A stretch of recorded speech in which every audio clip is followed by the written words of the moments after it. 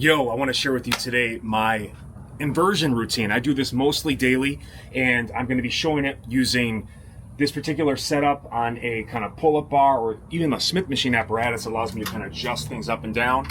You can do this out of any stable pull-up bar or vertical bar hanging off. I've got inversion boots, 50 bucks on Amazon. But before I progress to this, I did a year of almost daily inversion table work, another device I invested in, 200 bucks on Amazon.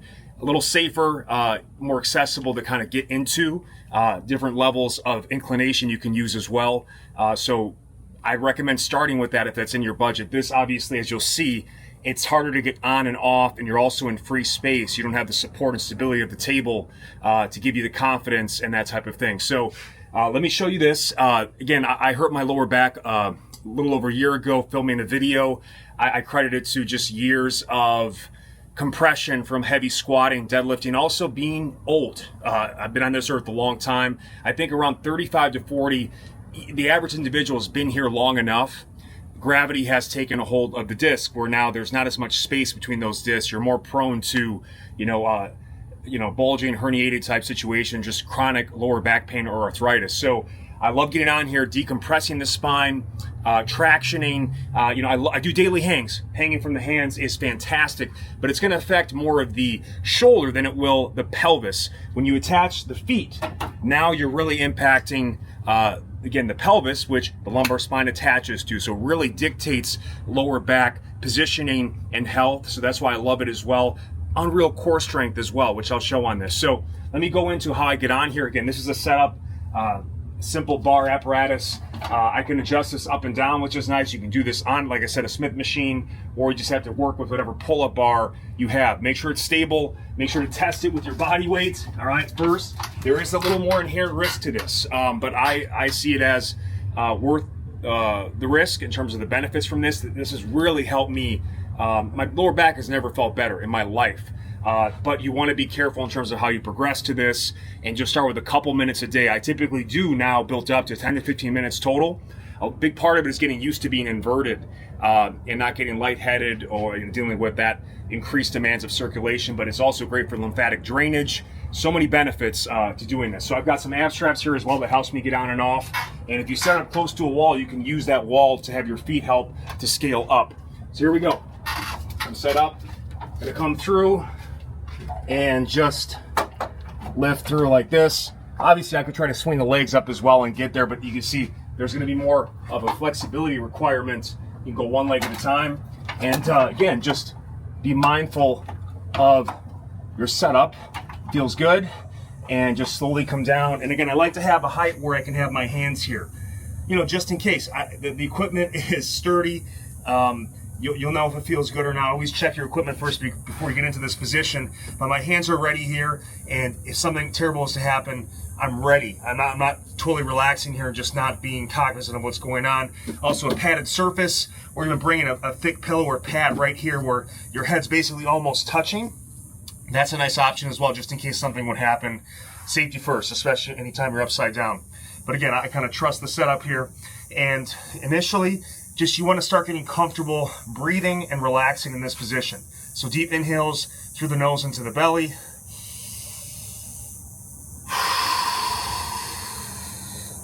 Full exhales through the mouth. Now initially, you can kind of start with some nice movement, always keeping tension down into the bar, right? I don't want those clips to come off. So hands are ready. Just kind of some nice swaying side to side. Some kind of forward, backward. That extra movement is going to help further traction and decompress those spinal discs. And the cool part about this too is you can actually kind of tie in some shoulder mobility, kind of overhead triceps, lat stretch. I can also add some twisting to this as well. You really trust the setup and you feel comfortable, you can add a little bit more of that, going in there side to side. And initially, kind of in free space, you're trying to create that spinal movement in a decompressed state. So this is this is complete against gravity core work here. And another piece of it too, from a feet standpoint, you can just kind of totally relax your toes and feet and hang.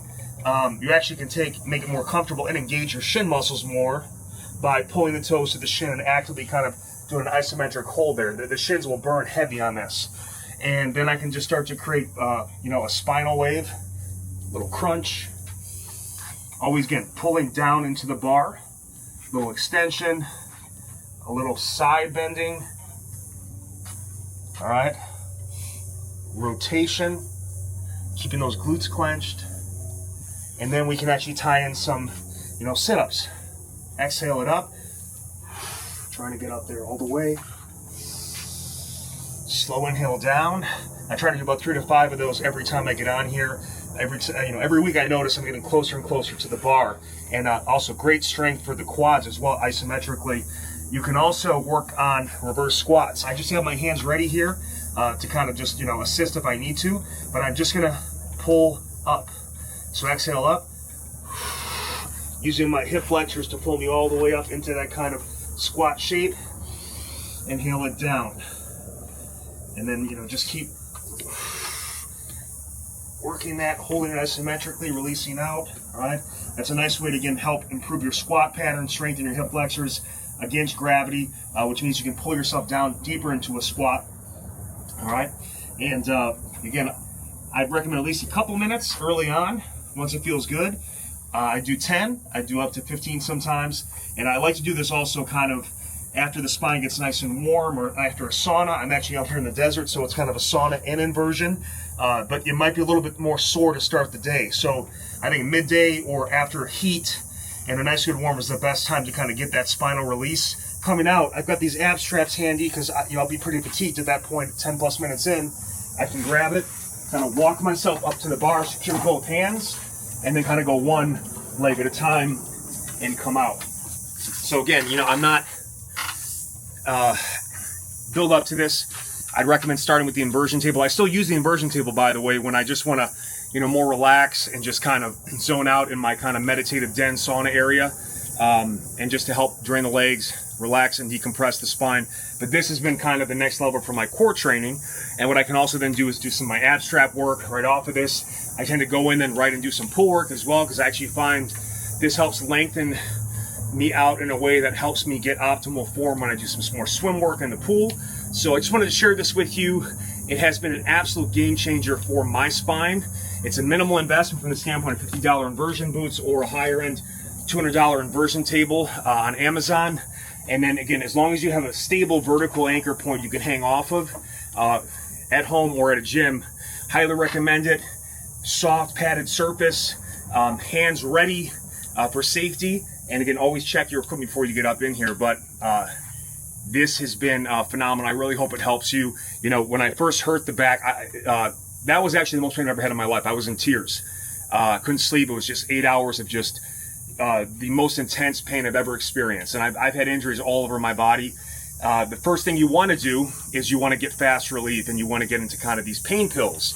And to me, you can go the pain pill route, and I wouldn't recommend it. It's a slippery slope. It's not going to fix what's going on there. And I just committed, I'm going to commit to daily inversion for a year. And it literally readjusted my spine, realigned it, and now I'm doing things with my spine, my core, my overall fitness I've never done before at 42. I wish I would have invested in this sooner. So in terms of one thing you do every day to help get out of pain, protect your spine long-term, daily inversion. I hope this helps you guys. Please like, share, subscribe, and ask any questions in the comments. Peace.